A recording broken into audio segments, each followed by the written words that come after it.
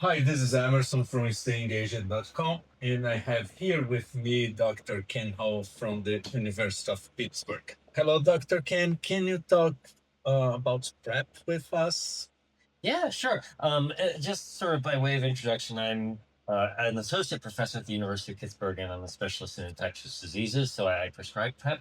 And so PrEP stands for pre-exposure prophylaxis. When we think of PrEP, most people in kind of normal day conversation will just sort of assume that refers to how we prevent HIV, some way, usually a medication of some sort that we take before um, an exposure to prevent something like HIV. And so probably the one that's gotten the most prep over the last decade and a half has been the once a day pill, Truvada or FTC TDF. There are a couple of different daily pills that you can take, the other one Okay. being FTC TAF or Descovy as well. So there are some options. And then more recently, there are different ways of giving PrEP as well. What we do know is that all these, approved versions of PrEP are very effective at preventing HIV if you take them, and that they are overall safe. But they do require that you see a healthcare provider from time to time to make sure that there's no complications or any Okay. problems. So that's the follow up, then we go every 3 months, correct? Yeah, that's why it's important to go get blood work every 3 months. Most of that blood work is just making sure that you don't get HIV. Okay. And what's the different types of PrEP? I talked about the once a day pills. We've got FTC TDF or Truvada, Okay. once a day pill. We've got FTC PAF or Descovy, very similar actually. That's also once a day pill, and that came later. And the thought was this might be a better option for people who have kidney issues or bone problems because of the way. It was approved. It actually is only approved for people whose risk factor is not receptive vaginal sex. So that does exclude, say, many cisgender women whose risk factor might be through vaginal sex. Um, um, but it is a different option there as well. It also works quite well.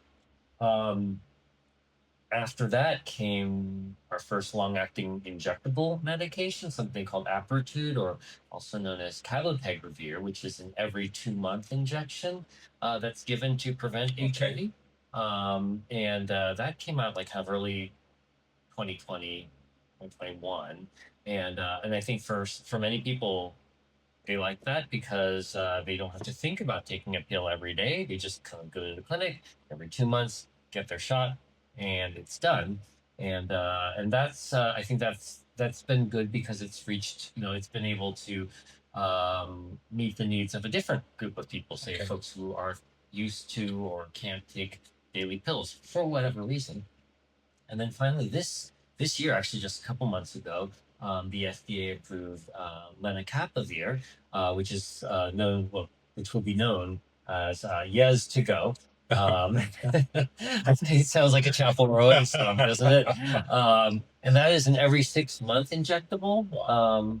Which is sort of a little bit like insulin. It's going to be given kind of in the front, like on the belly or on the thigh, potentially, every 6 months. And Okay. that's certainly more convenient than every 2 months. So another option And, as well. and just a question.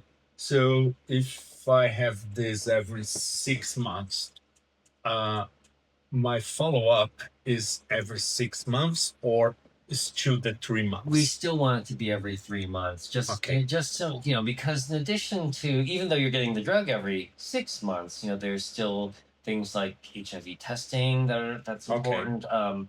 Testing for screening for sexually Okay. transmitted infections every 3 months. And so I think it can vary certainly by provider, but generally speaking, I think you want to still see people Okay. every 3 months, even though the medication Yes, is for makes 6 months. sense. Yeah. Okay.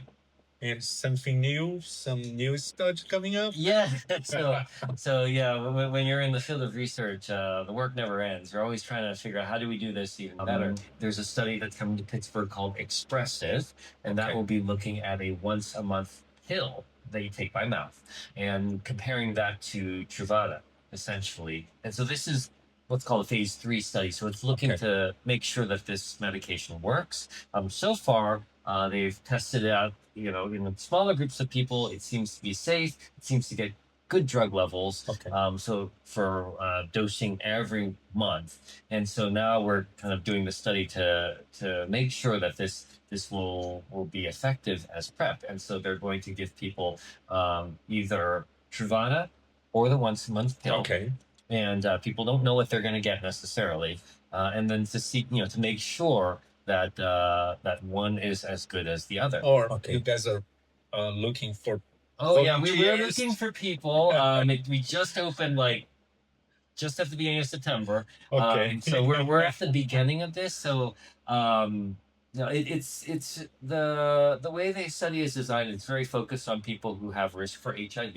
Okay. And they'll be looking for gay and bisexual men. Actually, trans men and trans women are Okay. eligible to be in this study as well. Nice. There's a preference for people who have not started PrEP or who are not taking daily PrEP, but we do have a small number of slots for people who are already on PrEP. Okay. They can be in the study as well. Yes. And it'd be easier this one pill a month. And Right. That's it. No injection. Right, no injection. And so this is what we're hoping is that this study will show that this medication works just as well, if not better, than Truvada, and that we'll have another option for people, say, who perhaps struggle with taking a pill every day but don't want an injection. Yes. And so that would be a really great option to have.